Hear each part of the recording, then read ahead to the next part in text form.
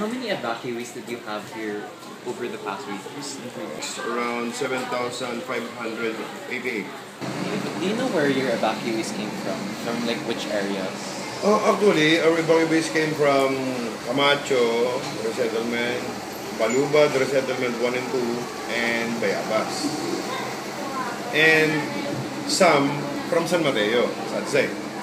They are not given proper attention there, that's why they came over here. Was there access to like Yes. bathrooms? And how many were there? Actually, we have around 15 toilets and 2 urinals. Was there a problem with sanitation in those areas? There is Sort of always someone there to maintain the cleanliness, but then again, Yeah, kasi it's the evacuees with their habits, they always, they do not prefer using the comfort room. Instead, they prefer using just any available corner within the campus. If they had access to those, but then they opt not to use it, They opt not. then do they wash their hands? Seldom wash their hands. They were always given great priorities with regards to sanitation, but then again, they do not prefer using those kind of things. So, for example, they don't prefer washing their hands. They just, let's say, they just wet their hands and off they go. Even the adults? Yes, So the children would follow them kasi more the adults. The problem is the adults, they don't practice that kind of, let's say, proper hygiene. Actually, the young adults, specifically females, they do take a bath outside. They do not use the comfort rooms. So they take a bath at any given place, any given corner. okay. They just take a bath there, and that's Relief goods being sent Yes. here also. Did those include shampoos, soaps, towels, tissue, or other hygiene items? Toiletries. And were there, tissues, toiletries. tissue, as in sanitary napkins, yes. Soaps, a few. But were there enough of those hygiene? I think there were enough.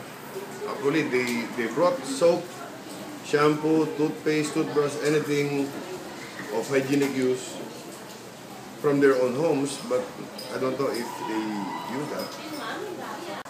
Were there any bathroom guidelines or rules? Like, Yes. just put order. Yes. Now, one, they must keep the comfort room or urinal clean, keep it tidy, don't spill anything, Tapos, don't drop anything. But then, wala pa. sad to say, they do not follow those. Okay. And then there's also the issue of the health hazards, especially in the bathrooms. Yes. Yeah. And then, do you think that the evacuees actually knew about those hazards?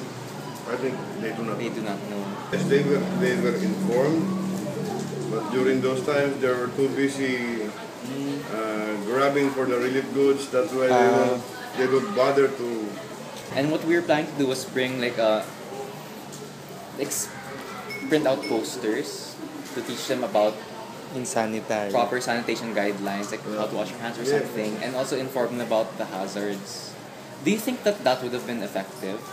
Or that would have helped That at all? would have been effective if it is conducted in a formal manner, not during an evacuation. Okay. So it should have been prompt beforehand. Prompt beforehand. Okay. Yes. Actually, the children are taught Yeah. here I'm pretty sure. with the proper sanitation, other hygiene procedures. But then, during those times, especially in times of evacuation, they do not prefer doing those kind of things because they are too busy for survival. Yeah, okay.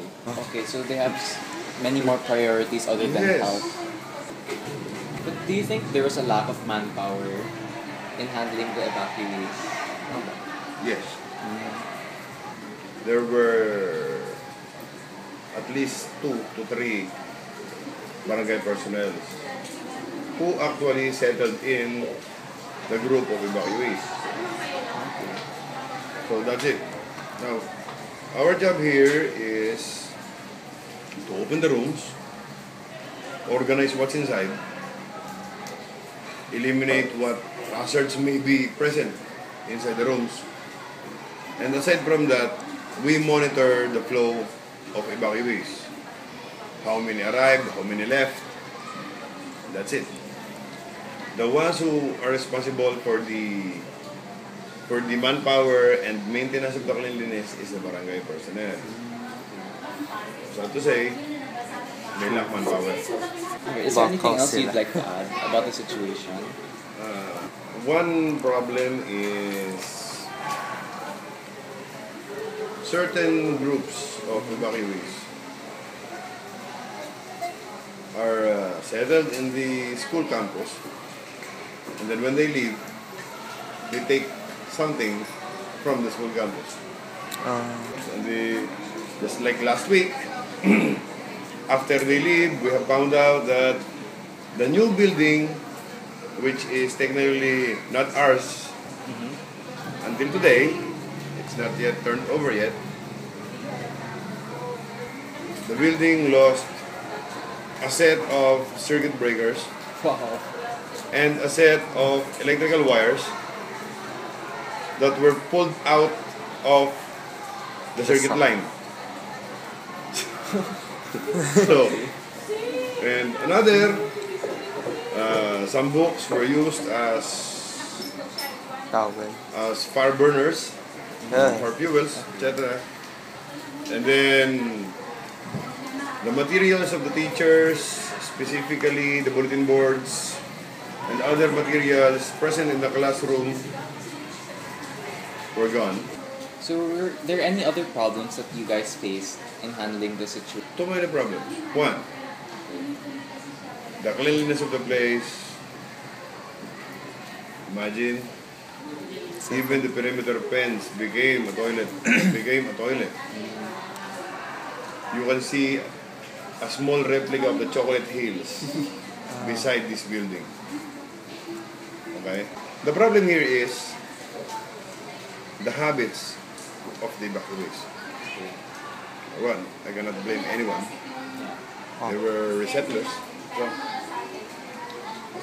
there's no resettler with maybe 1, 2, or 3 resettlers with good values. Okay. And then, even if the water subsided, they do not prefer to leave. They want to stay. Until early this morning, the last batch of evacuees left. So Saturday, Sunday passed, Monday passed, and then Tuesday morning, that's the time when they left. I don't know what reasons they have.